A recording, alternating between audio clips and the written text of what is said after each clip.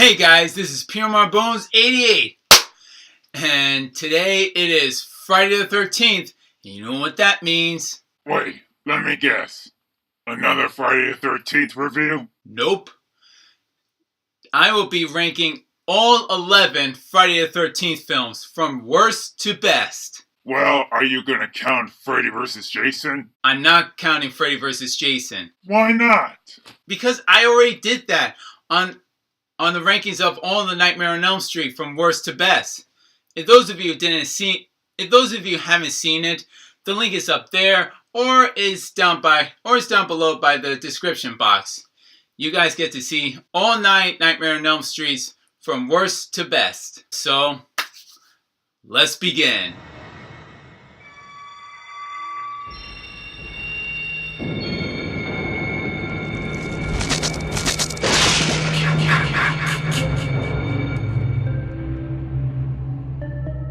Number 11, Friday the 13th, Part 5, A New Beginning. So after the success of the final chapter, a year later it was time to make another sequel, but this time it was a little different, and however that this time Jason wasn't in it. The only thing you could see him is only either in dream sequence and hallucinations. Honestly, I didn't really like Part 5 because there was no Jason. That was the problem. And apparently is this fake Jason wearing this whole new hockey mask that has the blue triangle on the side of his face and a copycat of Michael Myers' jumpsuit. The only thing that was good were just the kills and nudity and a lot of swearing too. Maybe not too much. So the idea was that Jason Voorhees was dead and he was just already cremated. That which I didn't like at all. And the phony Jason, which was the paramedics, because he wanted vengeance for his son's death. Plus we had a cameo of Corey Feldman returning to play as Tommy, just only as a cameo, because after that he was working on was The Goonies. Well, personally, Part 5 is not really a good sequel, especially if they don't have Jason. A lot of fans were really pissed off about it, and fans demanded that they wanted Jason to be in it, not in hallucinations and claiming that he's dead. That girl can really know how to dance. That's the only thing I love about this movie. It's just that girl Violet dancing. I can dig the dance, don't you? And the dance wasn't too bad. But overall, Part 5 should have never existed. I think Part 5 should be off with its head.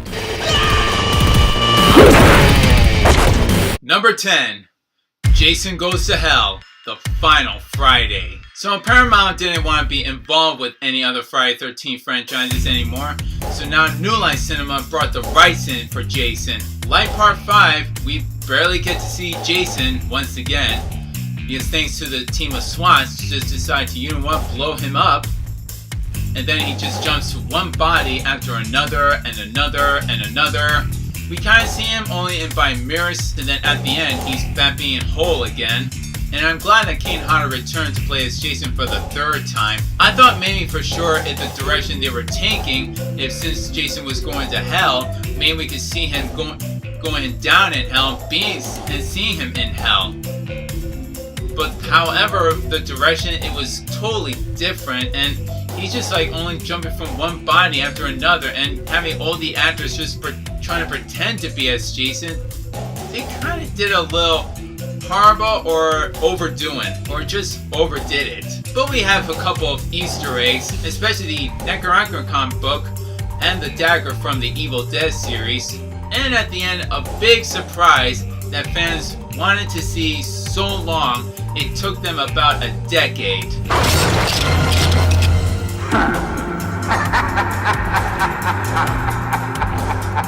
That's where we got to see Jason fighting Freddy. But saying the final Friday, I think it was preferred to be called just Jason Goes to Hell instead. Number 9, Jason X. We've seen a couple of killers and monsters going into space.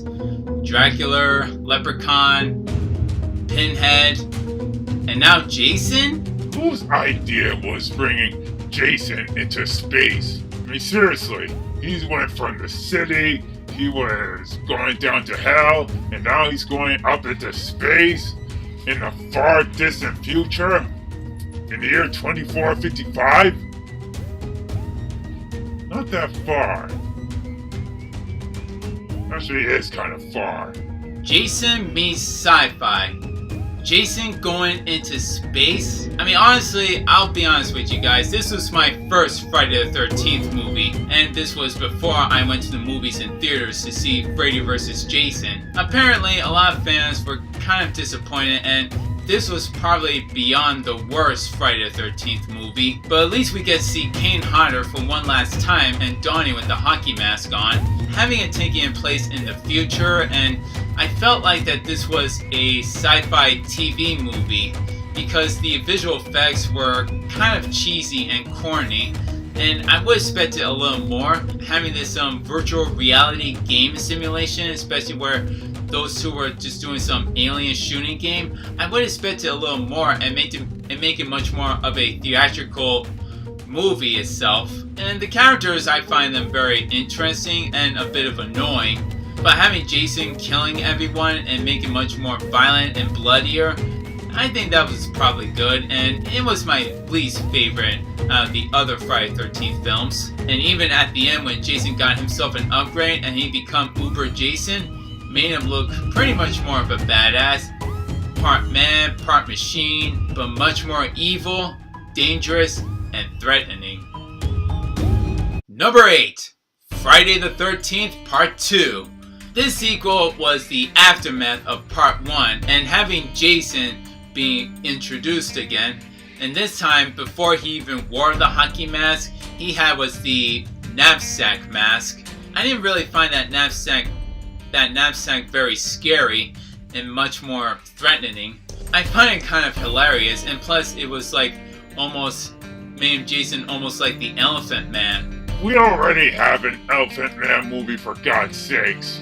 And personally, since this movie was taking place in New Jersey and it was the last time filming in this area, out of the all, I think Part 2 was good, and especially now he's killing much more and introducing to new characters as well. But personally, at the end, they at least showed a jump scare. Now that's scary. Luckily, I didn't drink too much water, otherwise I would have been peeing my pants. Number 7. Friday the 13th Part 8. Jason Takes Manhattan. This was the 8th and the last time that Paramount ever made this film, and having Kane Hodder playing the second time to play as Jason. Somehow that this film was kind of poorly advertising, and plus Jason was not really killing anybody in Manhattan. Most likely it was taking place in the cruise. But they did have the idea of having Jason getting out of Camp Crystal Lake and going to Manhattan. I think they should have just called this Part 8 Nightmare Cruise, because most likely Jason was always killing everyone at the cruise. And probably since due to money budget, and I think they kind of filmed this at Vancouver to make it look like it was in New York City, but the only place that was familiar and where they shot at was at Times Square, which making Jason much more king of New York City. And look at that, there's a poster of 1989's Batman. Easter egg! Since I was born in the city, I wasn't really born in Manhattan, but closer there. But due to like the makeup, the storyline, and having Jason normal, wasn't Jason supposed to be deformed and ugly? Not normal? See, that was the other problem too, and especially with Jason's death when he was drowning with toxic waste and it was just melting him down, but all of a sudden he turned back into a normal kid. That didn't make no sense whatsoever. But out of the all, at least it's a fair horror sequel, but at least I enjoyed it. Actually, there are some funny moments too. And let's not forget where Jason, or should I say Kane Hodder, just threw Ken Cressida like right through the mirror. Number 6. The 1980 and the original Friday the 13th. The first one I enjoyed it, and the only thing that was different, and I was a bit disappointed that it didn't have Jason in it. Only his mother, Mrs. Voorhees. She was the original killer. The storyline was very good, and the killing that really to Mrs. Voorhees defined not just as a cold-blooded killer, but rather just say a vengeful killer due to her son's death. The characters were very interesting, especially for Kevin Bacon before he became a big star. Most likely, he was becoming more popular 70s, the 80s, 90s, 2000s, and now. Honestly, the first film is good, but I'd rather have a Friday the 13th with Jason in it. I'm sorry to disappoint you, Bessie, but you get your head sliced. Number 5. Friday the 13th Part 3 in 3D. The third one was once again the aftermath of Part 2, and this time Jason gets rid of that knapsack, gets himself a new wardrobe, and also we introduced to the iconic hockey mask thanks to Shelley. And having it make it as 3D, when you saw it in 3D back in the 80s, and you had with these red and blue 3D glasses, it must have given everybody a headache. But I would imagine if they brought back Part 3 in theaters in IMAX, in real D. How about they do that? Having Friday the 13th Part 3 returning in theaters and having it in 3D, real 3D in IMAX. Hey, I enjoyed the kills, and especially at the end, which kind of didn't really make no sense. That the girl just had like hallucinations, Jason coming back, and then Jason's mother just appeared out of the lake and just grabbed her. They shouldn't just let that out. Number 4. Friday the 13th, the remake. Since now New Line Cinema and Paramount were working together along with Platinum Dunes, so they brought back the original formula and the element of the Friday the 13th series, including for the first one. The remake, I saw it in theaters like 3 times, and plus I really liked it, including with Darren Mears playing the next Jason. He was really of a badass, but I'm still sticking with Kane Hodder. No doubt about it, Kane Hodder will always be my number 1 favorite Jason. Having Jason to become a combat and a smart Jason, I think they were going in the great direction, especially with the long ass opening and combining between the first one, the second one, and the third one. So it was like having all 3 different Friday the 13th movies to combine as one ultimate Friday the 13th remake. Some of the characters were interesting and some were kind of too dull, and also having the girl from the Flash series, she was pretty interesting and very good, and having also the guy from Supernatural, he was kind of okay, but a little too dull. But out of all the rest, I think this remake is worth watching it, especially in the unrated version. I think I'd rather stick to the unrated version than the theatrical version. Number 3. Friday the 13th, the final chapter. This fourth film was the best and ultimate Friday the 13th sequel, and having it to become the biggest finale, and since I already reviewed this movie, this was also my other good favorite out of the old Friday the 13th sequels. But a little change that they could have done is just probably show is just Jason much more, because we barely see him a lot. All we see is either his hand or walking out of the shadows, or we don't really see his face at all. But he does wear a hockey mask, but we don't keep him mysterious because we already know what he looks like now, especially if he has the hockey mask. Even with big stars throughout the 80s, like Corey Feldman playing as Tommy Jarvis, and Crispin Glover, which we all know him as George McFly from Back to the Future. I love the characters, and especially for Tom Savini to do the makeup effect for one last time. This was practically the best makeup effect ever, especially how when Jason got sliced, almost got his head, half of his head chopped off, but as he fell down and he just like went down and his eyes and all the blood and structure was very disturbing and very gory, and I loved it. Number 2. Friday the 13th, Part 6, Jason Lives. Part 6 was my other favorite, especially now that how they just change everything and forget Part 5 that it didn't exist, and to make this take place after the final chapter, because Part 5 was just an alternization sequel. This one was the true sequel. So forget Part 5, Part 6 is the best. Well, Jason Lives is the most popular and iconic horror sequel ever. Especially now that Jason Snot is a walking corpse zombie.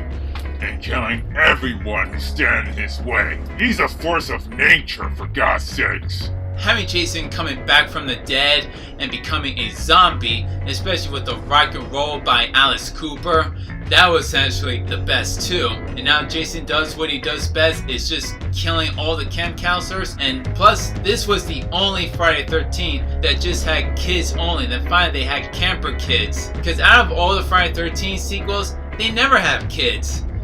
Most likely it's just either campers or camp counselors, and that was it. But I love the part when Jason just kills everyone during the paint war, and how he killed one cop that crushed his head, and the sheriff just like leaned him all the way and breaking his back. That was epic.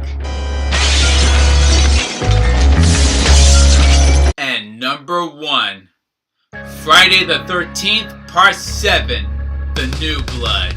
Now this was my most favorite Friday the 13th sequel, and introducing to Kane Hodder that he became the next Jason Voorhees, and he played in most of this character because he was the best and the legend. Part 7, originally it was going to be Jason versus Freddy, having them fighting off in a one-on-one combat back in the 80s, but that didn't happen, so they decided to bring on a new character that has psychic powers, that was played by Larpar Lincoln. And also we had Susan Blue, who she was also the voice of RC from the Transformer movie. Part 7 had a lot of kills, a lot of death scenes, but due to the MPA, since they cut a lot of violence just to make it rated R, because otherwise it wouldn't have been an NC-17 and it would never be in theaters. The makeup effect with Jason becoming a zombie and being all decayed and disgusting, that I loved on this makeup. It made it more realistic, make it become a very terrifying zombie. But since this was my most favorite, I think Part 7 will be my favorite until I die. Did you agree with my list? Is your ranks are a bit different than mine? Let me know in the comments down below. And if those of you are really interesting, watch my link down below under the description box of how I rate all 9 of Nightmare on Elm Street series and all the Halloween series as well. Have a happy Friday the 13th, people, and try to stay out of the woods because Jason will be looking for you. And this is P.M.R.Bonez88 signing off. The saying is, peace!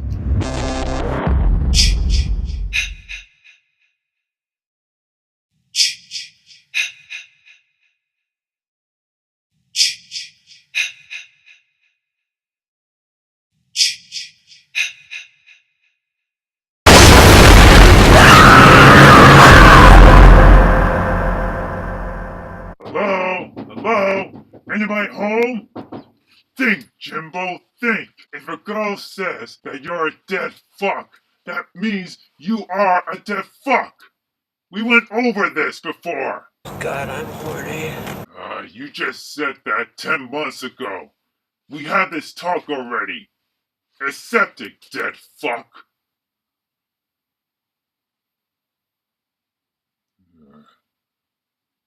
Why do I put up with